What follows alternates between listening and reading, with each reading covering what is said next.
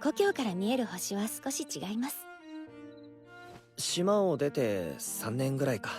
寂しくないか。先生なら大歓迎します。私が。ありがとう。でもまずは。 All right, my friends, we just got done watching episode number 19 of A Rank Party. I can't believe we just have 5 episodes left and this big run of episodes is officially done. By the end of it, will we be like, yeah, this was a great adventure, or will we be like, this was another mid-anime that just got double time? I don't know. You could be the judge on that one. Now, with episode 19, I think this was a pretty good episode. My favorite part of the episode was definitely Rune. When our boy got to Solmaria, you got to Solmaria, you had the prince, Mastama, kind of counting his wives. He's like, I'm thanking you so much, you're our hero, you and the Clover Party, you and your 5 wives. And then you have that moment where Rune's like, wait. She's like, 1, 2, 3, 4, 5. And she goes, she's like, son of a bitch. She's like, number 6. What you mean? So I love how she got all in her feels. And she even did the 1, 2, 3. She did a little counting with her fingers. She's like, yo, wait a second. She's like, yo, we're missing one. So I think that was the funniest moment of the episode. I paused. I had a good ha. I got a good hearty laugh on that one. I thought that was a good, fun, silly, fun moment. I think that definitely uplifted the show for me. The rest of the episode, though, is really just Yuke and Clover getting welcome to Solmaria. They're being hailed as the heroes. He said, the prince of Solmaria set up like not camp, but like a town around the dungeon. And he created a home where, the people from there could kind of like ambassadors could be and live. He also gave the guild leader, a base to operate out of there.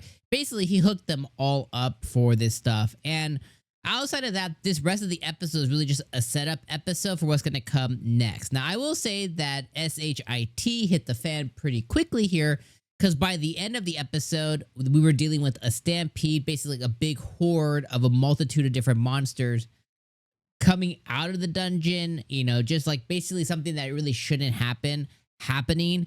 And the prince among Yuke and advisors had to kind of like put together a plan pretty quickly to try and get adventurers outside of the country in to, really try to help quell this craziness that's coming so that Yuke and his party could go into the dungeon and like figure this stuff out so he can save his people and stuff. So really this was like a big setup episode.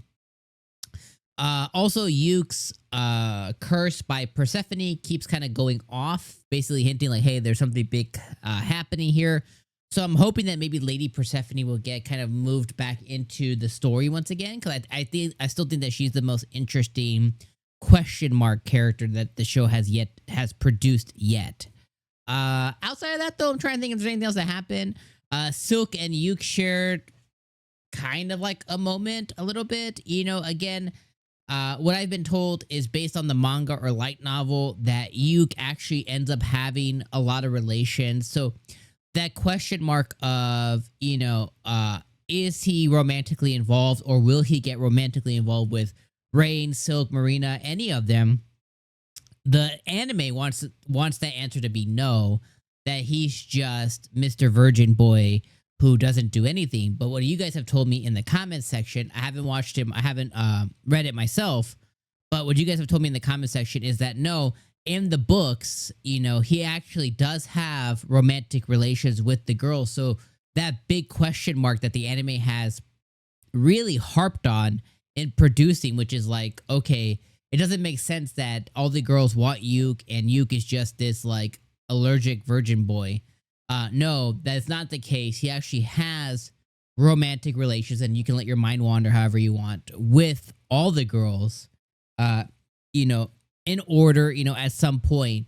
But that question mark isn't left there. So I still have yet to fathom why the anime, and again, like I always say with every anime, we don't need to be shown the very R-rated scene. They can just show a little kiss and then they cut to black, just basically not leaving us hanging on the fact that there's just nothing happening between these characters.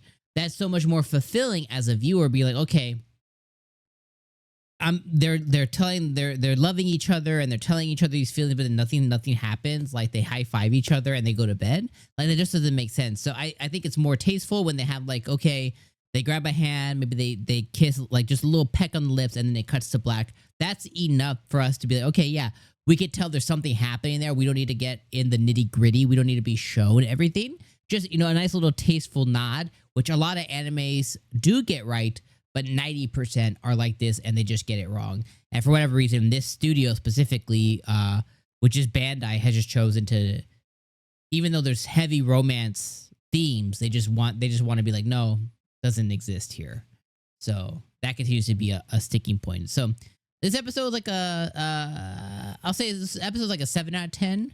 Maybe honestly, it's probably a 6 out of 10 still. Like, I think the whole show is probably a 6 out of 10. But I think this episode I think was pretty good. In context of, in comparison to the other 19 episodes, this episode's pretty good. In comparison to its competitors, it was just fine. So anyways, let me know what you guys think about this episode down in the comments below, my friends.